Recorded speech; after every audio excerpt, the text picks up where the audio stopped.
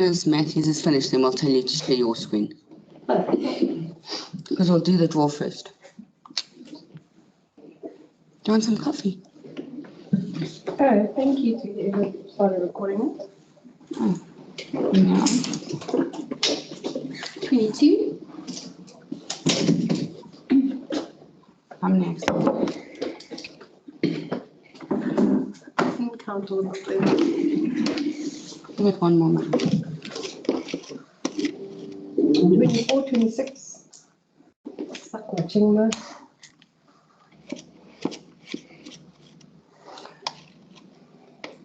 Okay, afternoon everybody. I think we're gonna get going. We've got a full 45 minutes, so we're just gonna get going. So first of all, thank you to all of you who have signed up to join the InsConnect Investor Club. This is quite an auspicious occasion.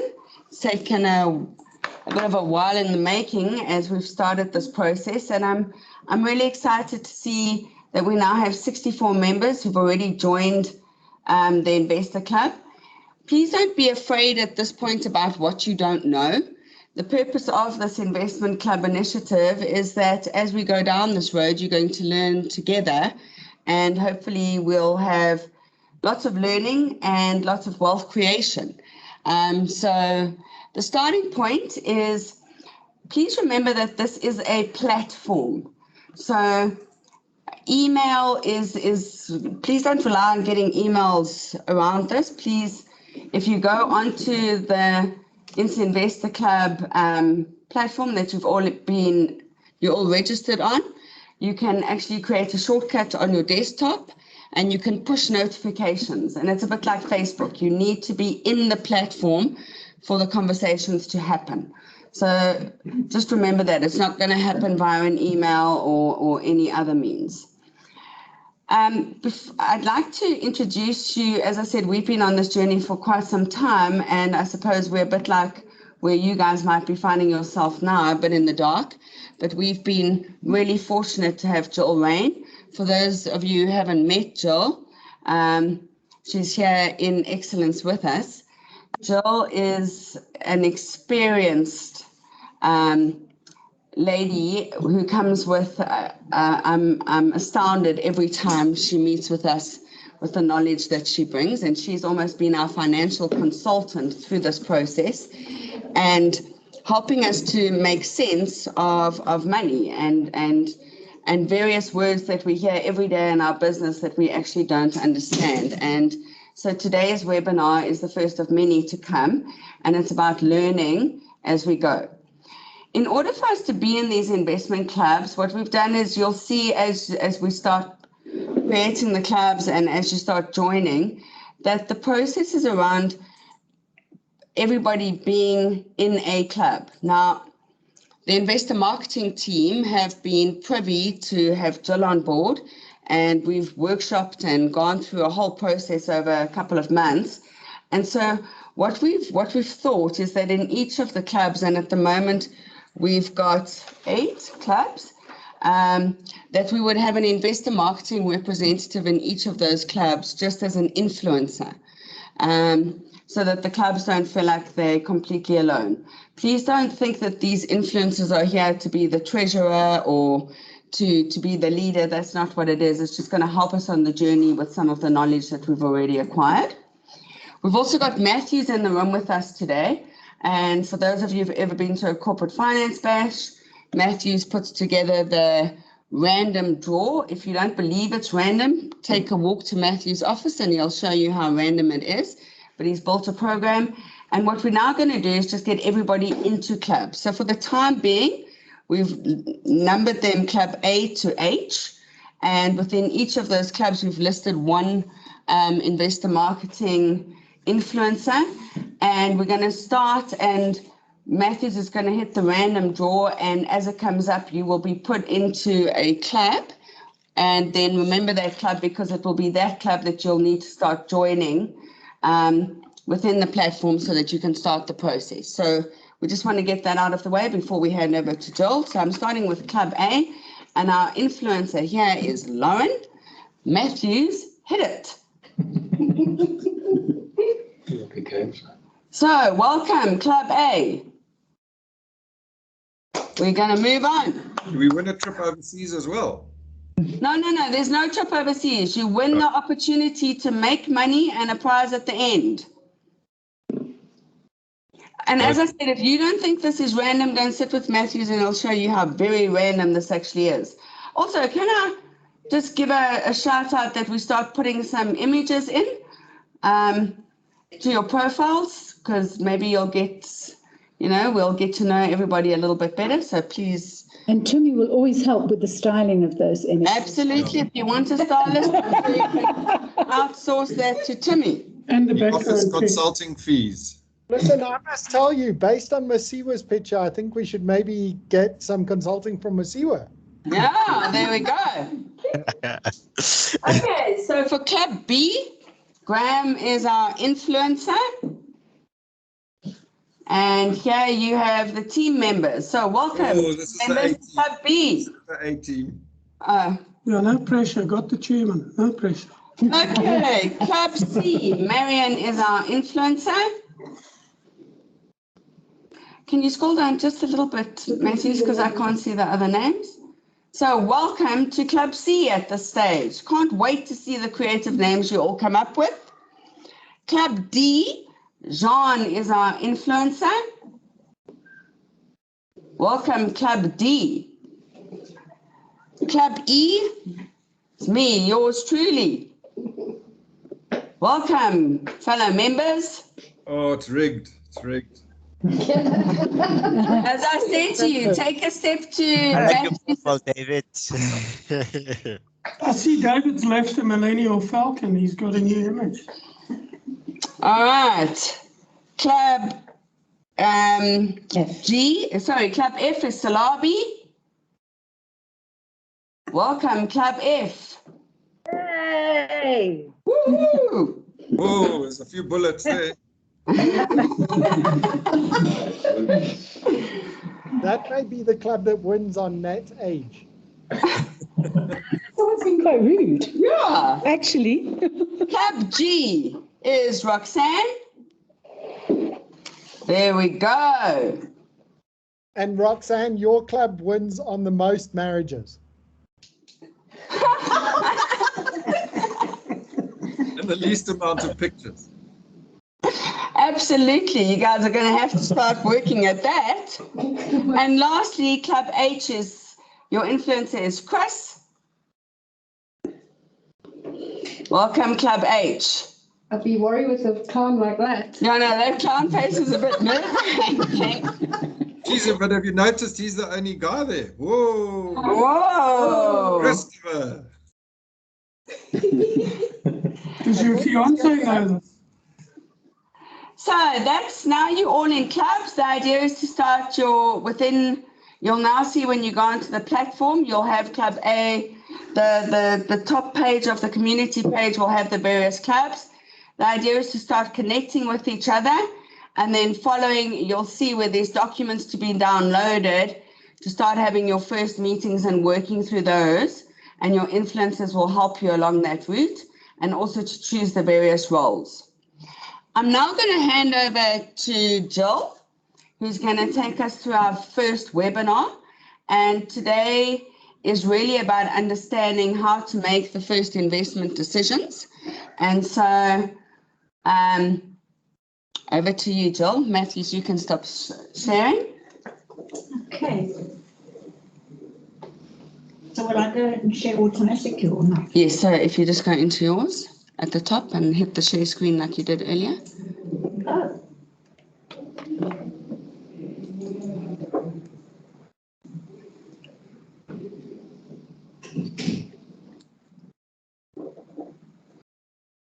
Linda, just while we go there, I'm just checking. Do we have to, if we want to meet as a club, must we book it in Zoho?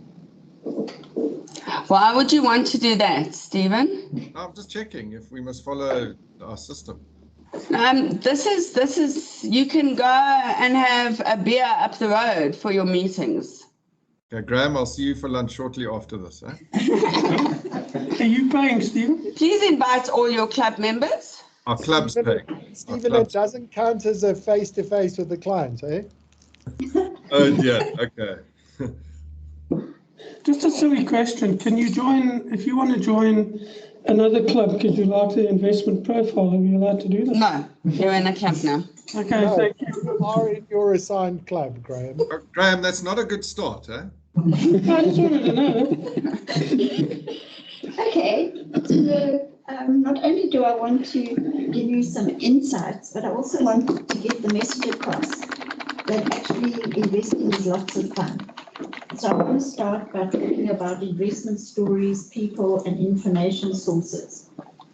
But, what have I done? I've got it. How do I make it so it goes presenter mode? Oh, I can help you. It is presenter mode up here, hey? No, I've got to do it here. Oh. No. I think you just, surely if you just hit the little arrow at the bottom. Okay, well, let's not try and perfect.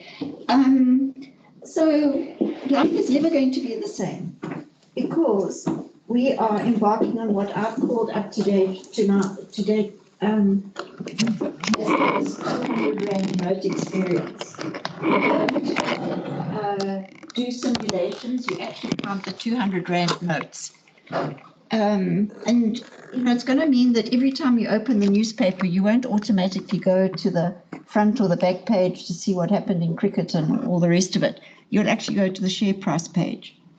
And I think what you'll also find is that on this page, in the business day, there are an awful lot of companies that you've probably never even heard of.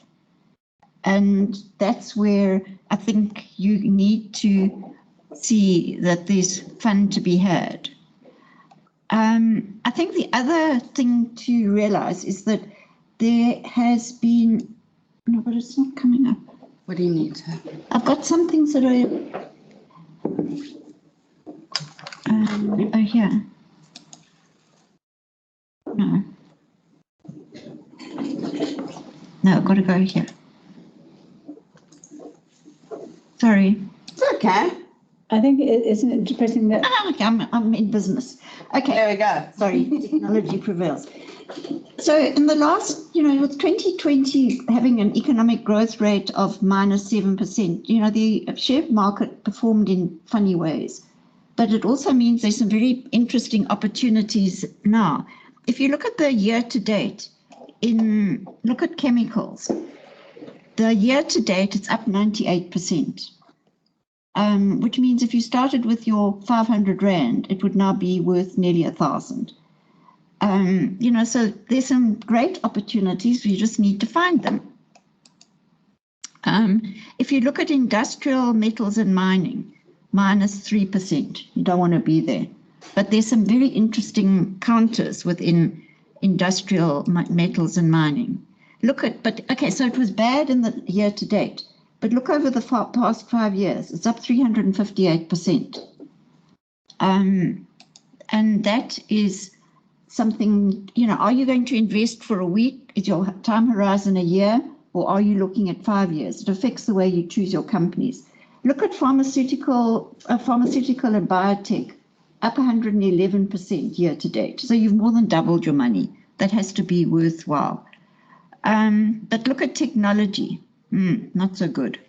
You know, we all get carried away with the value, the hype around techno, but techno stocks, which is predominantly Tencent and Naspers and Process, down 20% year to date, and over 5 years, down 48%. So, you know, you've got to put it in perspective. Sometimes the hype is not consistent with you know, with what you're actually saying. So what I want you to do, I want you each to think of 2 sectors or shares that you're going to investigate. And maybe you can go and look in the business day. And quite frankly, you can throw darts. But just to take a company and actually start looking at it, because it'll change your life. This morning, well, I'll get to it, but I got very excited about Sibanye-Stillwater and the fact that they just bought a zinc tailings plant in Australia. I mean, that's not normal behavior to actually get so excited. But because I've been doing this work on Sibanye-Stillwater, it resonated with me. So it's not something that anybody other than the members of your investment club are going to get excited about. But there's certainly opportunities there. But okay, so what does it feel like? Hang on. So this is, if you Tigger, you just want to buy, sell, you want to bounce around. And if you are Eeyore, you're just going to look on the downside. I think we're looking for Tiggers. Look at that. I can't read it. Long term, I like energy and transportation. Short term, I like lottery tickets. I'm sure that's how it feels at the moment. This one, we're expecting stocks to rally, but we just don't know which ones and when. Investing is like the circus. Timing is everything, and don't get distracted by the clowns. So, yeah, Team G. Yes. I can't read this. Maybe you. Stocks were up today on news that most of us have no clue. Well, no clue why stocks go up or down.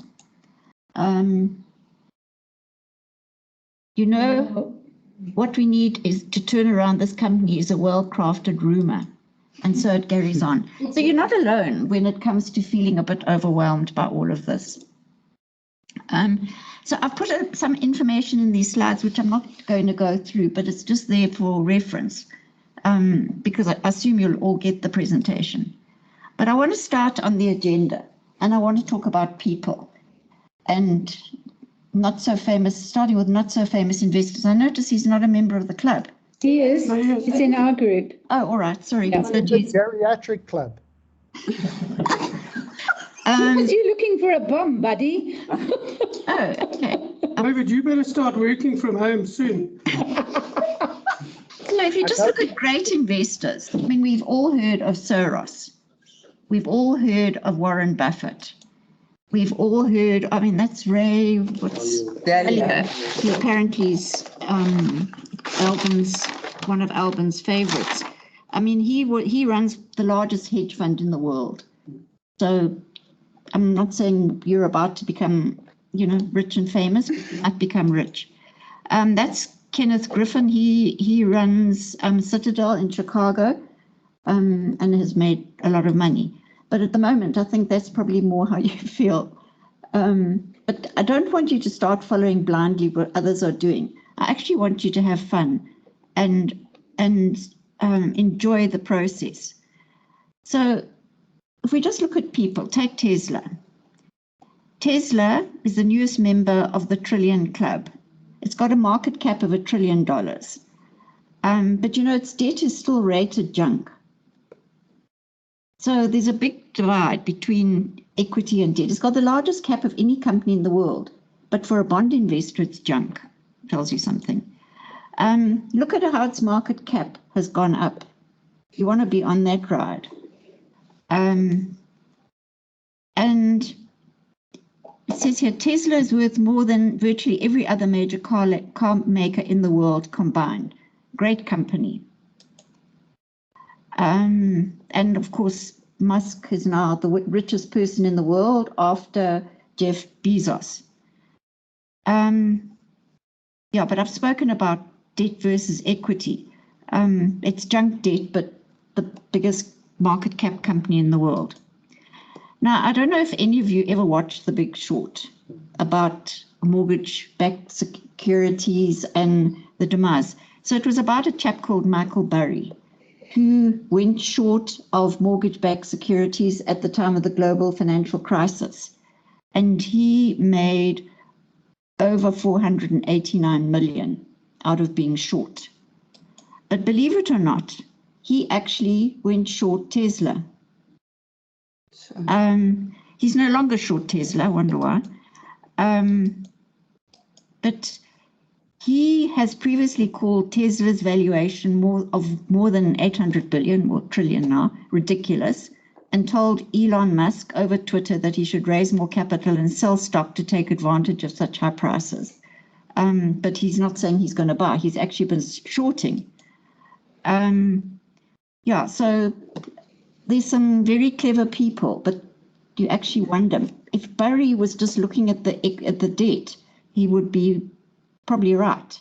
But I don't know how much money he lost. But then you've got somebody like Warren Buffett, the Oracle of Omaha. In 1965, he purchased Berkshire Hathaway, and he's turned it into a holding company. He's what's known as a value investor.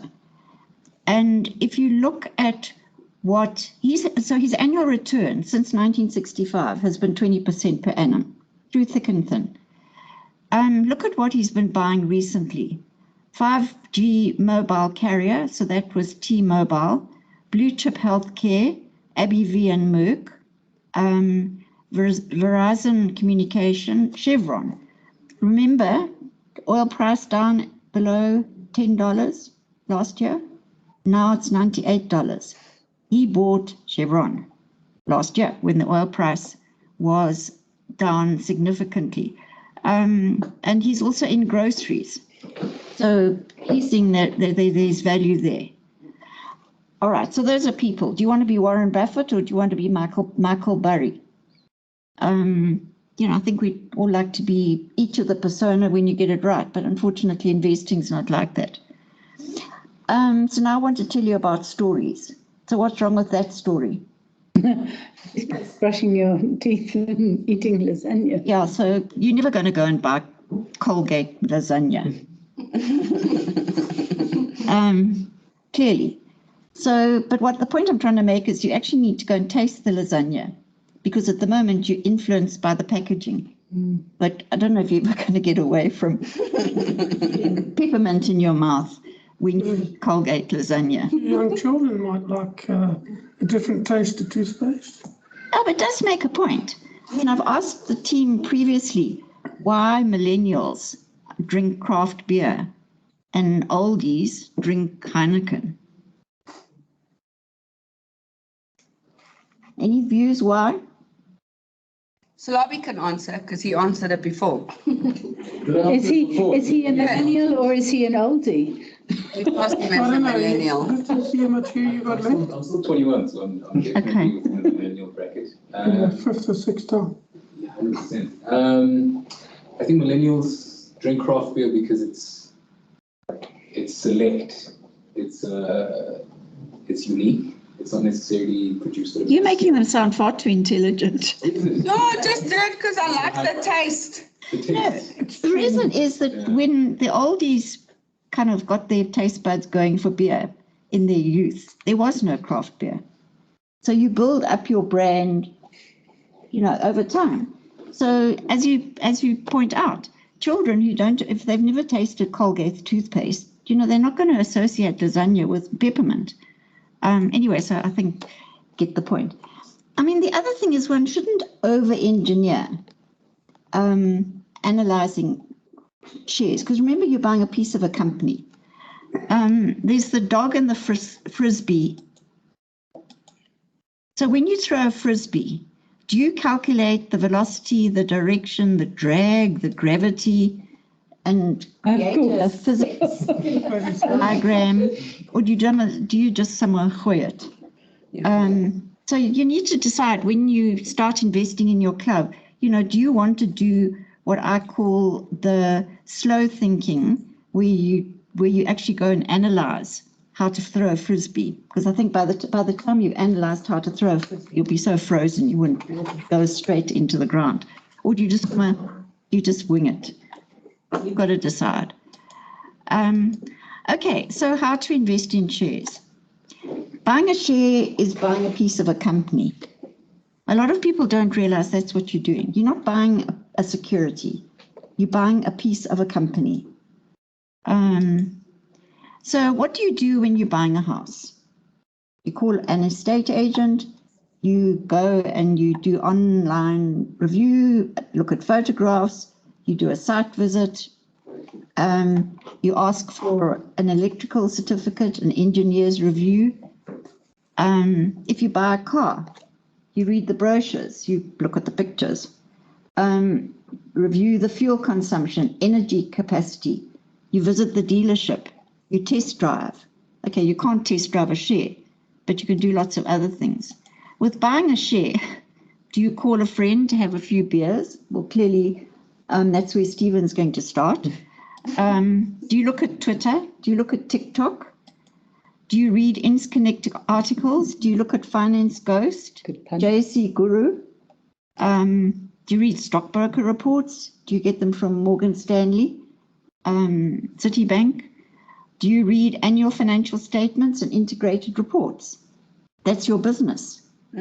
But yeah, I think that a lot of people are not going to rely on, well, a lot of retail individuals don't necessarily rely on annual reports, or it's telling you something. You need to make your annual reports talk to retail if you've got a retail base. But, you know, it's important to think of how you actually get information. And it depends on whether you're a baby boomer, a Generation X, a millennial, or a Generation Z. What's the target market of the company that you're actually doing work for? If it's us oldies, baby boomers, you know, it's a very different dynamic than if it's Generation Z. You know, there are 805,000 members or people who trade on easy equities. I don't know how many, I don't know what the age distribution is, but I would guess that they're probably dominantly millennials, maybe millennials and Generation X, but baby boomers, don't know about that. Okay, so now I want you to think about when you go shopping and where you shop. Where are you going to invest? You know, which retailer are you going to invest in? So if you look at the food retailers, you've got Pick n Pay, ShopRite, and Spar. They're food retailers. You look at their share price, doesn't really help you much. You look at the market cap. Interesting to see that ShopRite's got such a big market cap compared to the other company. That's 109 billion, by the way, compared to 38 billion for Spar. So the price earnings ratio, we'll have another session on what this means. What that means is it's the price relative to the historical net profit. And you can see, and the higher the price earnings ratio, the higher the rating of the company. So the market thinks that's a good company. So Pick n Pay, it's on the highest rating. Woolies and Spar are not that highly rated. And, you know, where the problem with Woolworths comes from was back to 2019. You know, they went and they acquired businesses being David Jones and in Australia, and South African companies, I'm afraid, are not very good at functioning outside South Africa. They didn't do so well in Australia. And, you know, they bought this company for 21.5 billion, and they've already written down 11 billion of that. And that resulted, if you look at the chart of the share price, the low in 2019. So the highest share price was in 2016 before, you know, if you look right at the beginning of the chart, and its low was in April 2020. But it's always important to work out what the story is. What happened to make it tank, and what is Woolworths currently doing to make it go up? You know, are they you know, is it their food? Is it their clothing? All right, if we just look at the other three shares. So on the left-hand side is ShopRite. And yes, all the retailers battled during 2020 because of lockdown. You look at Spar, you know, Spar, that's Spar South Africa. South Africa was the first non-European country to join the Spar organization. But Spar, it didn't really go down much in 2020, but it hasn't really gone up much subsequent. And interesting for Salabi and Lauren's perspective, neither Spar of these four retailers is not in the sustainability index. So, you know, I don't know why, I don't know much about Spar, but it's an interesting company. Pick n Pay, you can see in 2020 it really tanked, and it has recovered, but its share price performance hasn't been as good as Shoprite. Yeah, but if you look at Shoprite, from its previous peak, has had a very long, sustained drop Yeah. versus the others. So Shoprite, in relative terms, has dropped more than anyone else. As a It's taking longer. It's taking longer to recover. Yeah, so these are the discussions one needs to have. Why? Because Shoprite is actually quite an interesting company. You know, this, I'm not going to go through all the detail, but Pick n Pay is higher rated because people like the Raymond Ackerman story. I mean, it says in this newspaper that the shops are cleaner. I don't know if that's going to influence the share price, but, you know, strange things influence the share price. I mean, what really hit Pick n Pay was when it was the CEO who left, Sean Summers, who left in 2009. And it took a while for it to recover, but they've got a new CEO now. But, you know, these are the stories that you have to go and read to get excited about what the difference is. You can also do site visits. You see, that's the beauty of investing in companies that you deal with on a day-to-day basis. Are they a client? Where do you buy your groceries? Do you go for the cheapest? Do where you can actually monitor? You know, the biggest way to work out when Edgar's was battling was to go and see how many red hanger sales there were. Because if you end up having red hanger sales, then you are suffering from excess stock that you just need to get rid of. So you wouldn't really want to go long of Edgar's shares, and it's a good reason why you didn't. The other thing about Shoprite, do you know that what do they call that card that Shoprite's got? Extra Save. Oh, Extra Savers. Do you know that you can now link your Extra Savers card to the money market account that they offer? You know that Shoprite has that counter in the corner where you see long queues, because you can actually use that to remit money into African jurisdictions, but you can also save. And now they've linked the money market account to the Extra Savings card, and they've teamed up with Grindrod for you to be able to use that Extra Savings card. And, you know, so they're doing some interesting things. And, you know, I didn't know that until I read it in the newspaper today, because I'd been doing all this work on Shoprite. You start looking for the interesting things that companies are actually doing, which normally you'd say, Shoprite, boring. There's another company which is very interesting, Raine.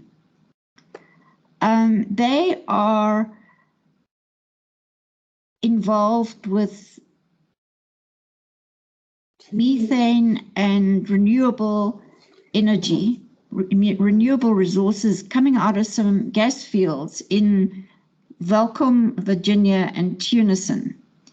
And the natural gas that they're getting comes from microbial activity in the fishes, in the rocks. And it's one of the richest helium concentrations recorded globally. So it sounds like a good company. They also developed groundbreaking technology called cryovac, which is used to freeze vaccine to the minus 35, well, the minus whatever it has to be, in order for vaccines to be kept fresh. And so that they really are, you know, they've got some very good technology. So it's listed on the AltX, the alternative exchange, the Australian Stock Exchange. It's also listed on A2X, which is an alternative to the Johannesburg Stock Exchange. Its current share price is 27 Rand 90. So shares are always quoted in cents, but 27 Rand 90. But they own a company called Tetra. which is the holder of the first and current only onshore petroleum production right of this naturally produced gas, LNG. Last year they made a loss after tax of 42 million, and the previous year it was 52 million. They're not paying any dividends, but they are in the sustainability index. But you can see the share price has been performing quite nicely, particularly in 2021, because that's when they made all their announcements about some of their recent findings in the Free State. But then take somebody like Sasol. They have not done very well. So I'm saying Renergen is certainly a company worth taking a look at. It's alternative energy, it's alternative technology. Sasol. So Sasol didn't do so well last year, because remember the share price down below $10 a barrel. Sasol breaks even when the price of oil price per dollar of $35 per barrel. It's got to be higher than $35 per barrel. So it was seriously hit in March 2020. It had a huge amount of debt because of work that it was doing in the States, Lake Charles. They had plans to build a gas to liquids plant at Lake Charles, which they abandoned and in 2017. And they've continued with their Lake Charles activity, but that's the ethane cracker and chemical plant. Because remember, they're not only in natural gas, they're also in chemicals. So they've ended up accumulating a huge amount of debt as a result of their activity in cracker and chemicals. And they really haven't benefited. Probably they have benefited recently from the oil price increase, because I mean now it's $98 a barrel, but not as much as Renergen. So the question is, can mining companies, so Sasol is in the sustainability index, by the way. It is. Can mining companies be good ESG stocks? Now, ESG is environmental, social, and governance.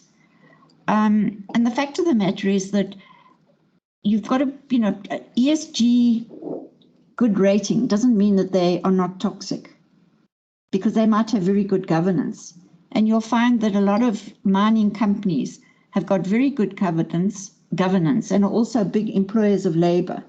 So they score highly on the S and the G. But some of them, the traditional carbon-based mining companies, don't score so well on the environmental. And, so you shouldn't be looking at ESG as a whole. You've got to kind of break down what do you really care about. So mining companies can be good ESG, but maybe you still don't want to just tick the box and look at its ESG. Is it in the JSE index J113? Take somebody like Sibanye-Stillwater. The current share price is 53 Rand and 12 cents. And I'm going to buy, clearly, Sibanye-Stillwater. In January 2020, the Motley Fool, another source of quality information about companies, didn't rate it. It wasn't paying a dividend. That was cash preservation. It had been doing a number of rights issues one after the other, which was diluting. But the important thing is what it was doing with that capital. It was investing it. So remember, Sibanye-Stillwater mines for precious metals. Look at the metals: palladium, platinum, gold, and associated metals. But it started when Goldfields sold off the old mines, Driefontein, Kloof, and Beatrix, which were at the end of life. And now it's got one of the leading portfolios of precious metals, platinum group metals. But the other important thing is that they're spending on exploration. So if you look at a mining company, if it's not spending on exploration, it's a wasting asset. So exploration and the fact, so that's where the Motley Fool didn't get it right. They saw them doing all these rights issues. But I mean, that was building up future capacity. So it's been quite an impressive company. And last week, it's not only in South Africa, it's also bought for $1 billion a nickel and copper mine in Brazil. And these are components of batteries. So with the booming electric vehicle sector, they've taken full advantage. So as I say here, nickel is traditionally a key component in lithium-ion batteries, and Elon Musk was saying, mine more nickel, mine more nickel. So it's got a lot of cash, but it has had actually to do rights issues, and it has had to raise debt. But now, if you look at Sibanye Steel, because in 2020 they were not paying dividends, but in 2021 dividends are being paid, and because they invest in these metals, the PGM metals, where the price has been so strong in the last year, because we're back into a commodities, I wouldn't call it a super cycle, they're cash generative. It's capex heavy, it's acquisition hungry, but it says its dividend policy is to return at least 25 to 35% of its normalized earnings. So it's investing, it was investing, and it's gone back to paying dividends. So I'm putting that on my list, but don't be influenced by what I've got to say. Yeah, and then I saw in the newspaper this morning, they've just spent money on a 20% shareholding in New Century Resources Limited in Australia, which is a leading tailings management and rehabilitation company for zinc retreatment operations in Queensland. And as I said, it's not normal behavior to read that with your coffee first thing in the morning and get excited. But, that definitely put me on the more excited. I wish I'd actually bought Sibanye by now, but late. But, they seem to be doing interesting things. But, it makes you enjoy the stories in the newspaper. It was the lead story in InsConnect as well. Mm-hmm. Exactly. Mm-hmm. And you saw that before, but did you get excited? Yeah. Good. Well, we spoke about Sibanye the other day. Mm. Okay, now we have a hot penny stock, which is a stock which is owned and loved by an INS employee. Gosh, I wonder who. And I'm sure you all know who, because he likes gold and Bitcoin. So look what happened to Avenge. So the chart on the left goes back to 2010. The share price was up at over 15, nearly 1,800. It's currently 6 rand, not 6 cents, 6 rand. It has been as low as 1 rand in 2019. So it's clearly not, it's kind of flatlining. But said investor. If you were in hospital, you'd be going to the morgue with a graph like that. It's a recovery stock. It's either a recovery stock or it's... Roxanne, I hope you bought it at the bottom and not the top. It's either recovery stock or it's like on its way out. But I mean, you just need to look at Avenge. It's one of the oldest shares on the JSE. It actually grew out of Anglo-Vol Industries. It's been around for 140 years. It imploded. Its stock was down 96% because it took on too much debt, and it was at the same time as the collapse of the SA construction sector and the 2005 bust in commodity prices. But it's starting to bounce back. Well, so-called investor believes so. It's benefiting from the mining boom, because remember what Avenge does.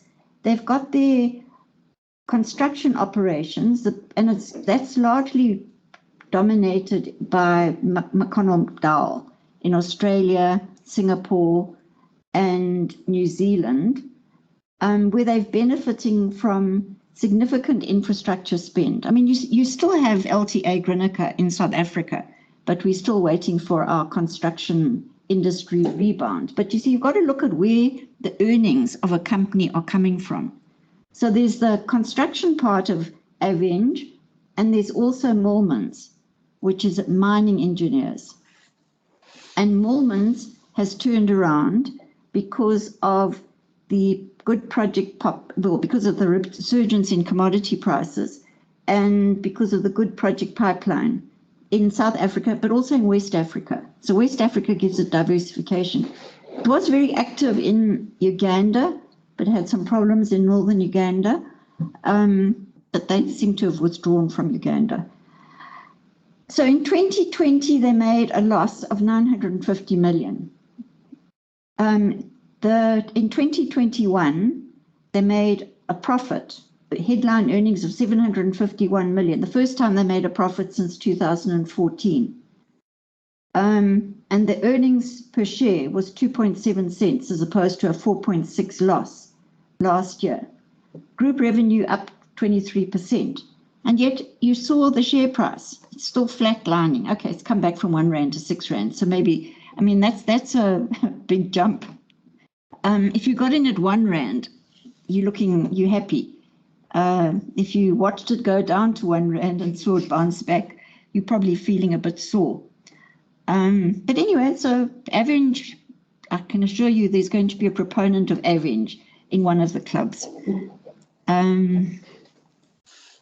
Okay, banks. Banks are an interesting investment, but how do you choose the bank to invest in?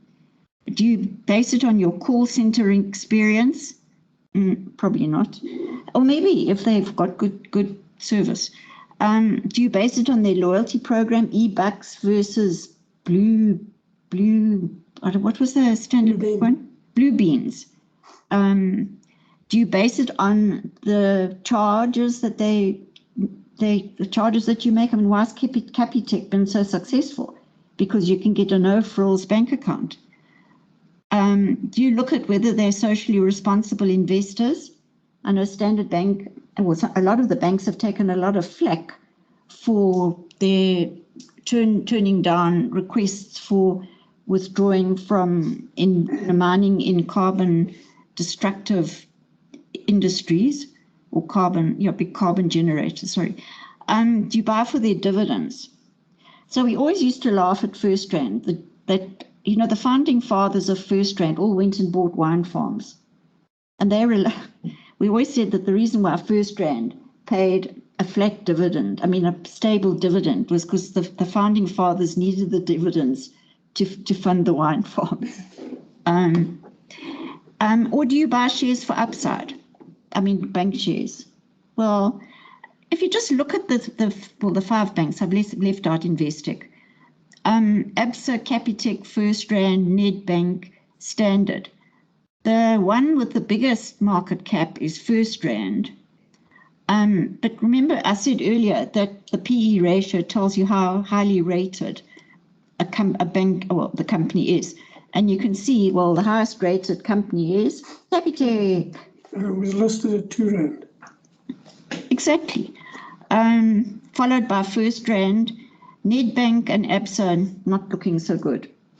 So if you just go and look at the share price, clearly all the bank, certainly look at Standard Bank. It was severely affected by 2020 because of non-performing loans. Capitec, that's the share price going back to 2002 when it was, what's that number? 89 rand. That was 2002. But it's now sitting at 1,738. 1,731 rand from 89 rand. Okay, so admittedly that's over 19 years, but certainly, but you can see it's been sustained upward And if you look at its activity more recently, it did suffer at the beginning of 2020, but it's rebounded quite substantially. That's 173. They're just counting. Oh no, it's not 1,731. It's 173.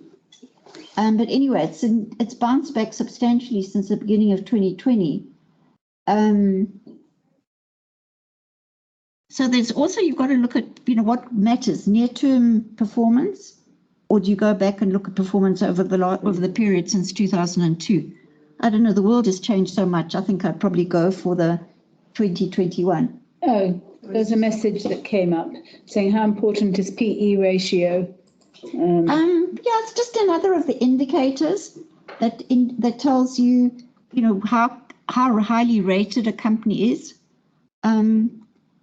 Yeah, so it's, if it's got a low PE, then it's not being well rated, which doesn't mean it's a bad company. It could be that you're just following the sheep. Okay. But think of what you can get from Standard Bank versus Capitec. Can you get a mortgage from Capitec? You can through the same. Well, exactly. In fact, that's one of the smartest things that Capitec has ever done. Because remember, providing mortgages is not something that banks are particularly good at. Because think of transaction, the predominant source of funding for a bank is overnight deposits. And you go and lend against a 30-year mortgage, you're running a big mismatch. It's much better not to lend to mortgages. And, interestingly enough, it was only after 1985 that they did away with what were known as building societies. You used to go and get a mortgage from a building society. Makes sense? Mm. But the building societies were all merged into the banking sector. So banks started providing mortgages. And actually life companies, Sanlam was one of the biggest providers of mortgages. So Capitec was very smart by teaming up with SA Home Loans. Can you get a car loan from Capitec? They do offer loan facilities. Yeah, they started to diversify. Is it easy? Yeah, I'm a Capitec customer. Well, clearly. Well, doesn't that tell you something?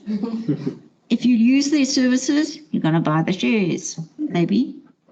Okay, what? No, I personally think Capitec's horrendously overvalued, but that's just... Okay, well, no, but you've got a view because was it easy to open your Capitec account? It's actually a no-brainer because why must I pay? I used to pay 16 Rand to do an EFT at Nedbank versus 1 Rand at Capitec. So I used to put money in my personal account and pay someone. They don't care where the money came from. Yeah. Rather than use my business account because I had my own business. It's a no-brainer. Yeah, so, that's the key benefit of Capitec. When I opened my Discovery Bank account, which I did, you just did it online. You did a selfie, and there you go. Capitec does focus on unsecured loans. And last year, when was that? No, this was 2018, sorry. I don't know if you remember, there was a report by a company called Viceroy that came out accusing Capitec of being a loan shark and heading for insolvency. And on the day this report came out, it tanked the price. The share price tanked 23%. So you've just got to be careful what your source of information is. Currently, subsequently, they've had to pay a big fine to the Financial Sector Conduct Authority because, they made their name with Steinhoff. They put out a bad report on Steinhoff and Steinhoff crashed. So they tried again with Capitec and didn't turn out so well. They also prefer the professional shorters. Well, exactly. So if you know that, that's your information source. What do you use? Annual financial statements, sustainability reports, all the things that you work in, InsConnect, broker reports, Finance Ghost, JC, Guru, Twitter, TikTok. I want to add one there. I'm sure you can add lots. What I find extremely useful is I follow exchange traded funds. Okay. So I go look at Satrix and those sort of sites, and I have a look to see, well, what is a component of that fund? Because the professional investment managers won't be putting Amazon and Google and some of these, dollar-denominated companies in their ETF unless they have a long-term view. So I find the people like Satrix and all the big ETF and unit trust providers. That's a great place to go look. Go look at what. Okay. So you need to distinguish. I mean, yes, you can buy ETFs as part of your investment club. And you need to do your homework as to what ETFs are. Because remember, some of those ETFs are going to have foreign stocks in them. You can't buy a non-RAND stock on the JSE. But you can, only via an ETF. There's a Satrix, high-tech ETF that's got Musk, Tesla in it, because you can't buy Tesla any other way except possibly through a note from one of the banks. And you can't put notes from one of the banks in your club, but you can put ETFs. ETFs are good as a RAND hedge. Well, that's my personal. Okay, so RAND hedge could be an investment style. So that's something that you need. I know we're running over time. Yeah. RAND's a style that, it's a possibility. Now you have to come up with a name and a style for your fund. I mean, there's sustainability, and Lauren, she's not here, or she is on the line. So I hope that this gives food for thought. And there hasn't been time for questions, but we've got weekly sessions. So would be helpful for me is if you do have questions, to actually ask the questions so we can start next session with answering people's questions. Because remember, I've been doing investing now for 35 years. Doesn't mean I've made a lot of money, but I've got a few scars. But the lingo and, what you see might not make sense to people for whom this is. I mean, maybe you're already trading actively on easy equities, but let's have the engagement, because there wasn't time for the Q&A. So apologies for that. But please start looking out for the truffles in your sources of information. Okay. Thank you so much, Gill. So if you've navigated the platform already, you'll be able to see that there's an outline now of how each investment club should work and what you need to do within your groups. And remember that what we've tried to do here is that while we want learnership to take place and we want you to be able to grow and understand the various terms, the most important thing is also to have some fun. So there's as you'll see in the rules, there's an amount at the end of the year for the best performing investment club. After brokerage. After brokerage fee. To learn a few things about brokerage. Then we need to look at that. But that's not just you're not going to win if you're only going to get the best performance. We've also said that, participation in the clubs are really important. So what Gill's covered today is, somebody coming with a great idea and saying we're all going to go and buy ShopRite now, unless you can give the rest of the club members, and this is part of the encouragement, talk to each other, ask each other why they think that, and have that conversation within your community, because that's what the community is about. Somebody comes up with an idea, and remember, it's all of your money together. So what you want to do is make sure that you test that idea, and there must be some substance to it. You must have gone and done some homework or done some investigation, and that's the purpose of this. So this is part one. You're all in a group now. The next stage is to connect with your group members, start coming up with club names, and please post your questions within the community so that before we get to next week's session that, we can tailor-make those questions around the answers around those questions. And if you have got questions, the idea is that, if you want them answered within your club, that's great. If you want to push them to other clubs, we're in one community together, even though we're in other clubs. I do encourage you to go and look at the newspaper and find a share that you haven't a clue what it does. I agree. That makes it fun. I mean, really, if you're just going to go and buy the big names, I think, well, maybe, I don't know, that be your style. Maybe you want to be the large cap or in all share index investor. Maybe you'll end up winning. I don't know. I think small caps are more fun, but then it depends on lots of things. If you want to do ETFs as well, if you want to get Rand hedge and you think the Rand's going for a ball of chalk, or you want to buy gold prices. Actually, just remember that a lot of gold mines don't actually have much exposure to gold because they hedge. Sorry, to the gold price because they hedge. Anyway, I've had fun putting this together. Angel, we've enjoyed every minute of it. And thank you so much. Absolute pleasure. And good luck, team. Shall we go? Thank you. Brilliant. Thank you, everyone. Thanks. Great. Thank you, guys. Bye-bye. Ciao. What are you doing with Sibanya? That you were saying you were doing some work on Sibanya. Right, can I have Or you 5 just minutes? Hearing this. Oh, I see. Sorry, I thought you were doing something with Have you got a busy day? Sibanya as in the company. So I was just curious.